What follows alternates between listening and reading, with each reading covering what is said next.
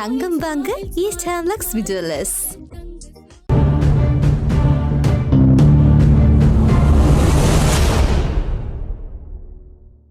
வணக்கம். மற்றொரு உண்மை அரசு நிகழ்ச்சியோடு இணைந்திருக்கின்றோம். சீனாவின் தேசிய இன விவகார அமைச்சர் பான் ஜூ தலைமையிலான உயர்மட்ட சீன குழு பிப்ரவரி 19 முதல் 23 வரை இலங்கைக்கு வருகை தந்திருந்தது.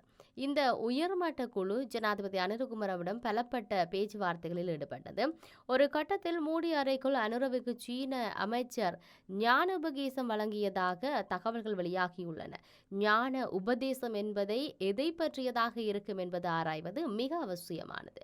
சீனாவின் இன விவகார அமைச்சர் இலங்கையின் இனப்பிரச்சினை சார்ந்தே அதிகம் பேசியிருப்பார். அவர் என்ன பேசியிருப்பார் என்பது பற்றி ஆழமாக ஆராய்வது அவசியமானது. இந்த விவகாரம் சார்ந்து இந்தோ சீன இணைவின் மூலமாக இலங்கையின் தேசிய இன பிரச்சினைக்கு நடைமுறை சாத்தியமான ஆசிய பிராந்திய முறைமையை கண்டறிய முடியும் என்றும் சீனாவின் தேசிய வெளிவிவகார அமைச்சருடன் அனுர மாகாண சபை முறைமையை மையப்படுத்தி பேச வேண்டும் என்றும் சிங்களத்தின் ராஜதந்திரி கலாநிதி தயான் ஜாத்தலக கருத்து தெரிவித்திருந்தார். இடதுசாரி கொள்கையில் மூழ்கி எழுந்து JRஇன் அரவணைப்பில் வளர்க்கப்பட்ட பிரேமதாசவால் வளர்ந்த ராஜபக்சர்களினால் முள்ளிவாய்க்கால் யுத்த காலத்தில் ஐநாவுக்கான இலங்கையின் வதிவிட பிரதிநிதியாக கலாநிதி தயான் ஜாத்தலக கடமையாற்றியவர். இப்போது அவர் முள்ளிவாய்க்கால் யுத்தத்தில் ஒரு தமிழ் மக்களும் சாகாத யுத்தம் என வியாக்கியம் தந்தவர்கள். இங்கே இதன் பொருள் என்னவெனில் பூச்சிய சேதாதாரம் என்பதாகும்.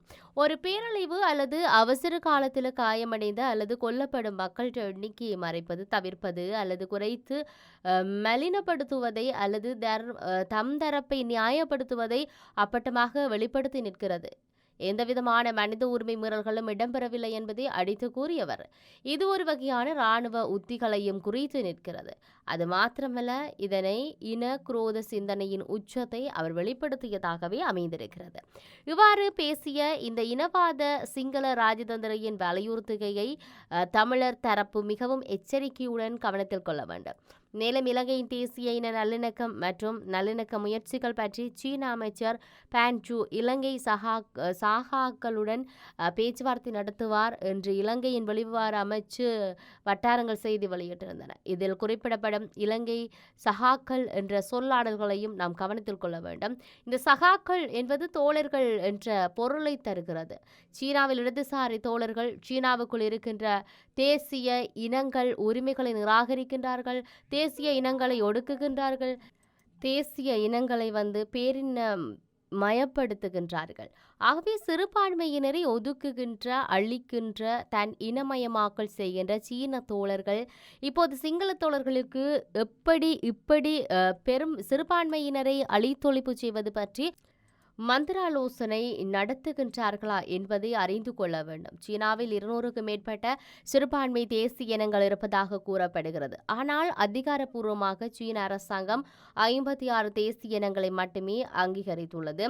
இந்த 56 இனங்களில் கான் மக்கள் பெரும்பான்மையாக 91% மற்ற 55 தேசிய இனங்கள் சிறுபான்மையினர் என கருதப்படுகின்றார்கள். எனினும் சிறுபான்மையினர் 10 கோடி என்பது கவனிக்கத்தக்கது. ஆனால் இதில் பல சிறிய இனக்குழுக்கள் இன்னும் தணிக்கப்பட்ட இனங்களாக அங்கீகரிக்கப்படவில்லை என்பதை சொல்லுகின்ற பொழுது, சீனாவின் அண்டை நாடான திபெத்தை 1950 சீன இராணுவம் ஆக்கிரமிப்பது, 51 மே 23 அதிகாரப்பூர்வமாக சீனாவுடன் திபெத்தை அழித்து கொண்டு விட்டனர். திபேத்தியர்களின் இறைமை நிராகரித்து அவர்களுடைய நாட்டை சூறையாடி அவர்களுடைய சுய நிர்ணய உரிமையை மறைக்கின்றார்கள். இதனால் திபெத்தின் ஆன்மீக தலைவர் தாய் லாமா தலைமையில் இந்தியாவிலிருந்து தமது சுய நிர்ணய உரிமையை வேண்டி போராடுகின்றார்கள். இத்தகைய சீன அரசு உலகளாவிய தேசிய இனங்களின் சுய நிர்ணய உரிமையை எப்படி அங்கீகரிப்பார்? அப்போதும் தாய்வானை அங்கீகரிப்பதற்கு கங்கணம் கட்டி நிற்கின்றனர். இத்தகைய சீனாவிடம் தேசிய இனங்கள் பற்றிய பார்வை எப்படி இருக்கும் என்பதை புரிந்து கொள்ள வேண்டும். இத்தகைய சீனா 1983ஆம் ஆண்டு தேசிய சிறுபான்மை இனங்களுக்கான தீர்வாக எடுக்கப்பட்ட முடிவை 2001 திருத்தம் செய்து தேசிய சிறுபான்மையினருக்கான சட்டம் ஒன்றை உருவாக்கி அறிமுகப்படுத்தியுள்ளது.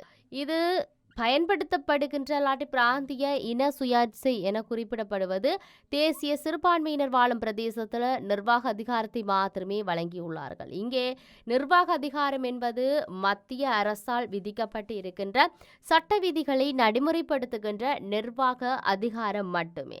ஆகவே தேசிய சிறுபான்மையினர் தங்களுக்கான எந்தவித உரிமைகளையும் சட்டங்களையும் தாமே பெறவே இயற்றவே முடியாது.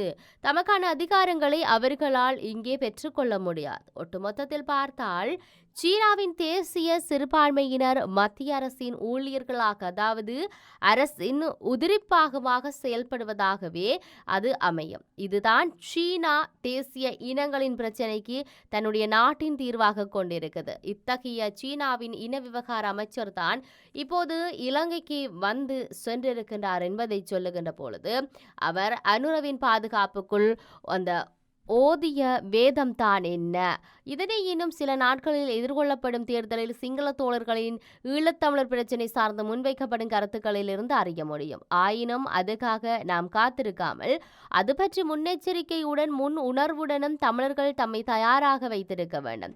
முதலில் இந்த ஃபேன் ஜூ யார் என்பதும் இவர் இன்றைய சீன ஜனாதிபதி ஜி ஜின்பிங்கின் அமைச்சரின் சீனாவின் தேசிய இன விவகார அமைச்சராகவும் சீன கம்யூனிஸ்ட் கட்சியின் மத்திய குழுவின் உறுப்பினராகவும் இருக்கிறார் என்பதை இந்த இடத்தில் நாம் பதிவு செய்யக்கூடியதாக இருக்கு.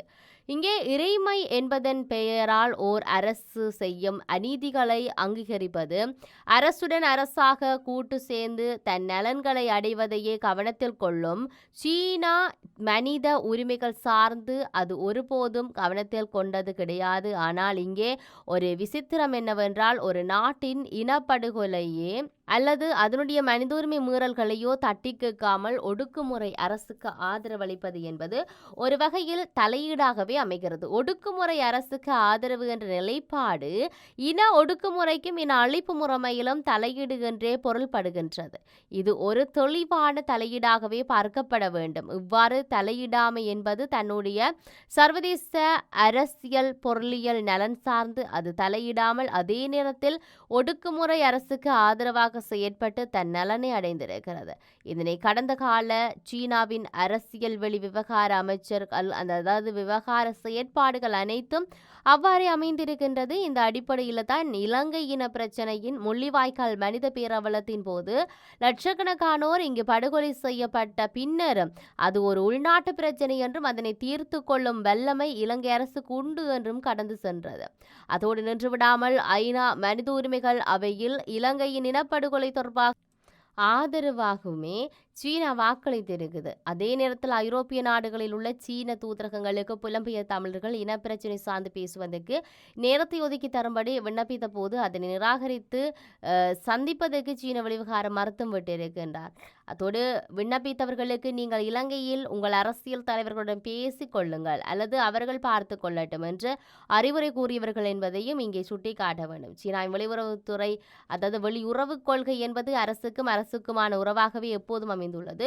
ஒரு அரசு உள்நாட்டில் செய்யும் இத்தகைய மனித படுகொலைகளையும் இன ஒடுக்குமுறைகளையோ அநீதிகளையும் பற்றியோ ஒருபோதும் பேசுவதில்லை. இதிலிருந்து சிறுபான்மையின ஒடுக்குமுறையை ஆதரவிக்கும் நாடாகவே இதனை நாம் பார்க்க முடியுமா? எனவே உலக அரங்கில் இன ஒடுக்குமுறை மனித உரிமை மீறல் நாடுகளின் நண்பனாகத்தான் சீனா இருக்குது. இத்தகைய சீனாவின் இன விவகார அமைச்சர் இலங்கை இன பிரச்சனைக்கு தீர்வு காண்பதற்கு வழி சொல்ல போகிறாரா என்பது விசித்திரமான ஒரு கேள்வியாக இருக்கிறது. இதில் உள்ள மர்மங்கள் என்ன? ஈழத்தமிழர் பிரச்சனைக்கு தீர்வுகளை சீனா இலங்கை அதிபருக்கு உபதேசிப்பதற்கான அவசியமும் என்ன? இதற்கு பின்னே ஆழமான சர்வதேச அரசியல் ஒன்று உண்டு. அந்த அரசியல் இந்து சமுத்திரத்தை மையப்படுத்தியே இப்போது மையம் கொண்டுள்ளது. இதனை தமிழர்கள் எச்சரிக்கையுடன் அணுக வேண்டும். சீன ஓநாய் அனுரவின் காதில் ஓதும் வேதம் ஈழத்தமிழருக்கும் இந்தியாவுக்கும் இந்து சமுத்திர நாடுகளின் அரசியலுக்கும் இந்த பிராந்திய அமைதிக்கும் சமாதானத்துக்கும் நல்லது அல்ல என்பதை இந்த இடத்தில் நாம் பதிவு செய்யக்கூடியதாக இருக்கிறது. மற்றும் ஒரு உண்மை நிகழ்ச்சியில் சந்திப்போம். வணக்கம்.